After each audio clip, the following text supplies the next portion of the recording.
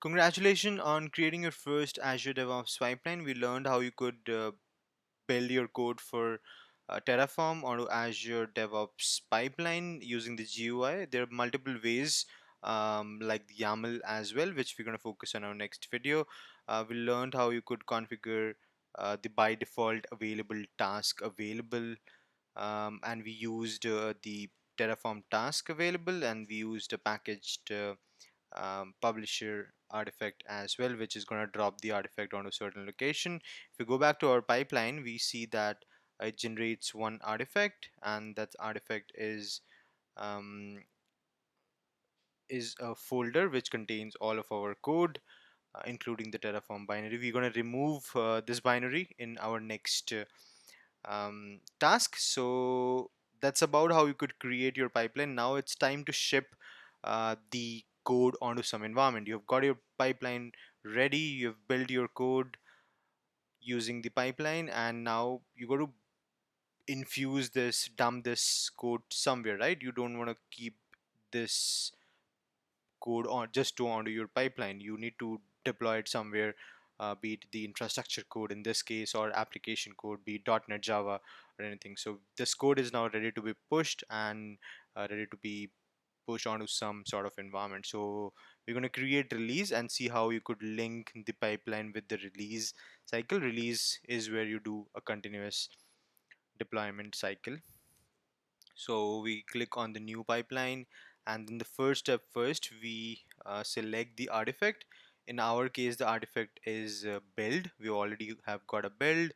The build is continuous integration, and what we want to see is we want to select the latest build right from here, and then the alias, which is continuous integration. Hit on add, and then we start adding the stages. Now the first stage is going to be an empty stage. We're going to give it a name as dev probably, and then we have the same set of task, agent job. We're going to select again the Ubuntu machine, and then we're going to start adding the task. Now the first task is we're going to use a bash script, which is going to remove certain binaries from our artifact. We had an artifact which also contained .terraform folder with binaries, and we want to remove that from the artifact. So you could use bash script for it, use the inline, and if I just open the release in another tab and see what I'm show you what I'm referring to. If we go to the pipeline, and then if we go to the artifact right over here, and then if we expand the draft folder, we don't want this Terraform folder, we just want to remove it. How do we do it? We could use a bash script for that. The first, let's keep the echo hello world.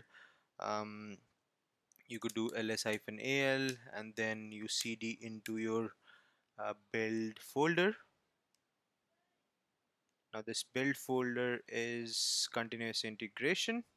Go back to your task, go to the bash script, and just enter into the build folder, get into the drop, because that's where it's dropping all the file. If you want to understand what's the location, you could do a pwd and then just remove the dot terraform. So if you go to your pipeline, if you go to the pipeline, and then if you go to your job, and you see that the drop artifact, it drops everything under the drop folder. So you've got your continuous integration folder, then you've got the drop folder, and then all of your code. So we're going to remove it. That's what we've done, and then we do a terraform inet. Terraform inet. Yep, that's about it. And we give the exact path where our code is sitting, which is continuous integration slash drop. That's the path we have given in our CI cycle, and then the subscription.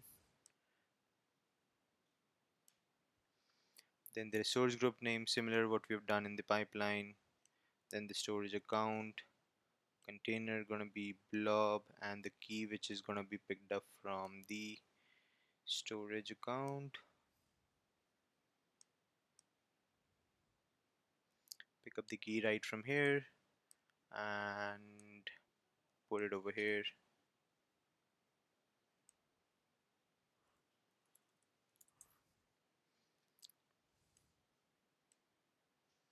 Now we're ready to validate and apply this. uh, the folder is gonna be again same. Oops. We're gonna pick it right from here, the same folder where all our code is sitting, and then the subscription. Since this is a dev environment, we want it to also destroy. I'm just gonna change the name. This is gonna be apply, this is gonna be init, and we're gonna destroy the infrastructure as well because this is a test and a demo. So hit again add, get it just beneath the apply, destroy, and the subscription. And yeah, that's pretty much all. We just gonna give the path as well, the exact path, and we're good. If we hit save, it's gonna create a release cycle, and the release cycle gonna be, go to the release, you'll have one release in front of you. Now you could just create the release and start deploying your infrastructure onto the dev environment. Select onto the dev, hit on create, and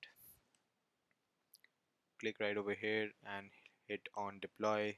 That's going to start deploying your infrastructure onto the dev environment.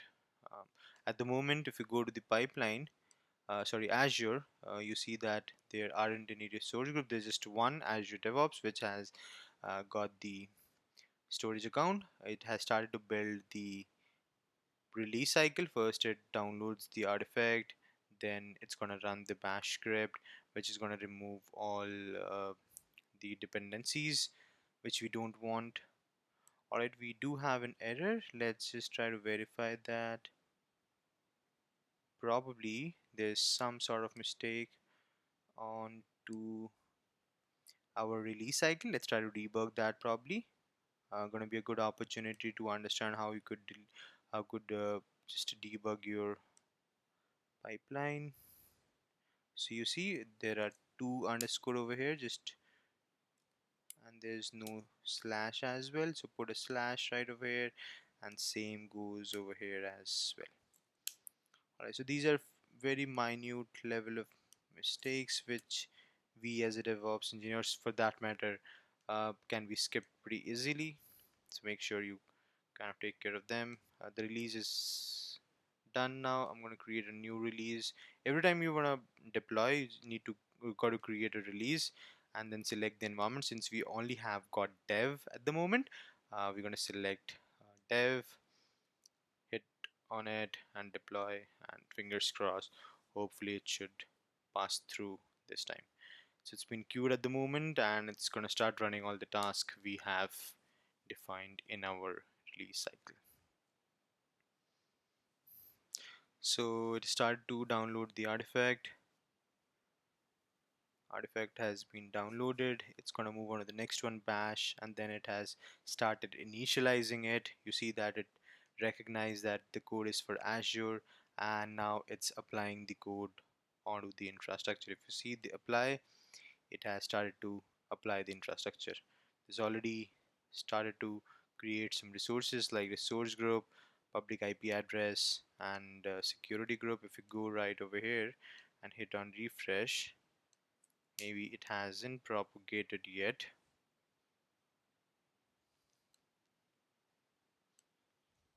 So it's still creating and it is trying to create the subnet. Let's try to refresh it again and see if it has propagated. Alright, it has started to create the resources with the public IP address, DNS, security group, rules, and the creation seems to be have completed. The task is seems to be done. It's going to move on to the next one, which is going to destroy all the resources. So now it's going to start destroying all the resources for us. So if you hit on the task, you'll see that it has started to destroy all the environment, all the resources. That's about it. That's how you could create release. This is how easy it is to create a release cycle. This was for an example for using Terraform for Azure. You could use it for any language, be it Java, Node.js, Golang.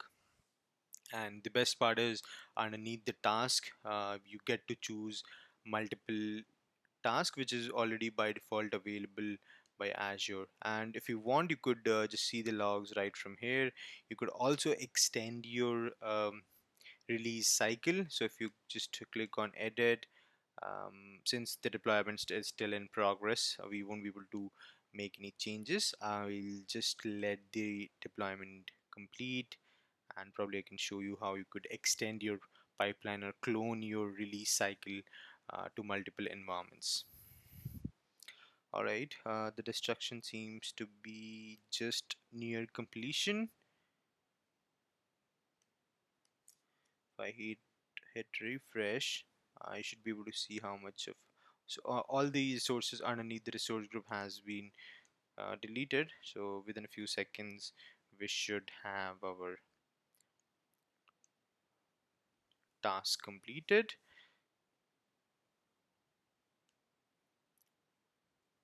So it's still trying to delete the resource group, which takes a bit of time. And meanwhile, if you want to download the logs for debugging, you could do that as well. And if you come right over here, go to the release and click on the edit button, you see that release has been completed. Now you could clone multiple environment, just like make a copy of it and give it a name as non prod, and then hit on clone again, give it a name as prod, and that's pretty much all.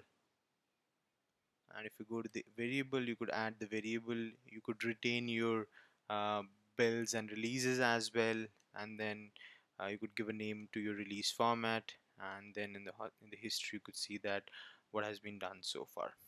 Alright, that was about it. I hope this was informative and you'll be able to use it for your application, be it application or infrastructure code, whatever you're writing.